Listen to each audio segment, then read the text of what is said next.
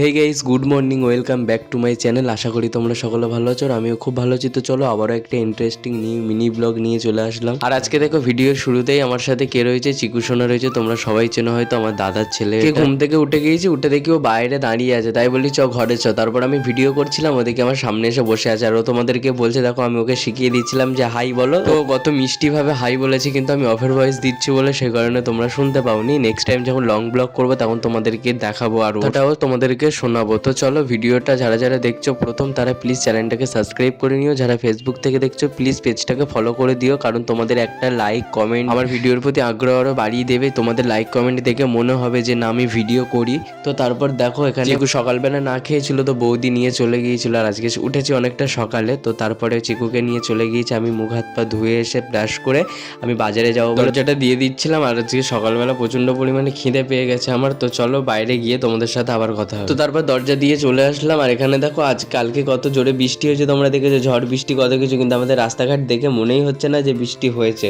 কারণ আজকে সকাল থেকে আবার এত পরিমাণে রোদ্দুর দিয়েছে যে রাস্তাঘাট পুরো শুকিয়ে গেছে আর আমি তো পুরো রোদে তন্দুরি হয়ে যাচ্ছি। তো চলো বাজারে গিয়ে মার কাছে গিয়ে কিছু কাজ করলাম, তারপর কাজ টাজ করে এখন প্রায় 9:30 মতো বেজে গিয়েছে আর আমি এখানে মিষ্টির দোকানে এসেছি পরোটা নিতে। দিন যে দোকানে আমাকে 40 মিনিট দাঁড়িয়ে রেখেছিল সেই দোকানে এসেছি, যেহেতু সেদিন রবিবার ছিল বলে তাই অত লেট হয়েছে। তো চলো বাড়ি গিয়ে কথা হবে।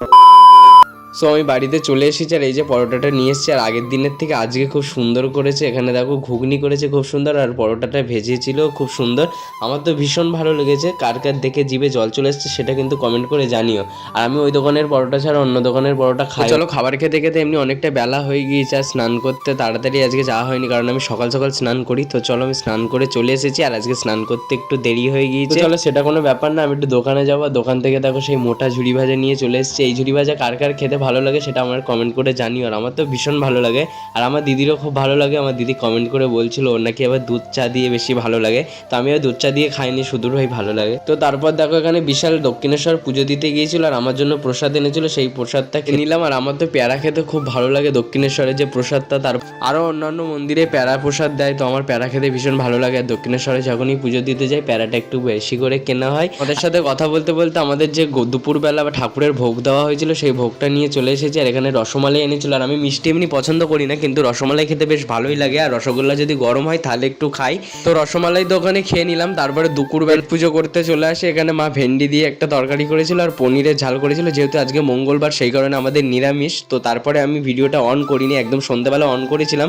ভেবেছিলাম একটু রিল বানাবো, কিন্তু রিল বানানো হয়নি, কারণ তোমাদেরকে একটা আশা নিয়ে রিল বানাতে গিয়েছিলাম, কারণ অনেক দিন হয়ে গেছে আমার রিল পোস্ট করা হচ্ছে না বা রিল বানানো হচ্ছে না। আজকে খুব ইচ্ছা করলো তাই জন্য রিং লাইটটা অন করলাম, কিন্তু সেটা সম্ভব হলো না। আমার ইনস্টাগ্রামে প্রায় একটা সপ্তাহের আগেও একবার হয়েছিল আর এখন ফের হচ্ছে। আমার না ফিল্টারগুলো ঠিক পাওয়া যাচ্ছে না, আলফাল সব ফিল্টার চলে আসছে, মানে ভিডিও করাই যাচ্ছে না। এই সমস্যাটা কার কার হচ্ছে সেটা কিন্তু আমাকে একটু কমেন্ট করে জানিও, আর কি করলে সেটা ঠিক করা যাবে সেটাও জানিও। তো চলো।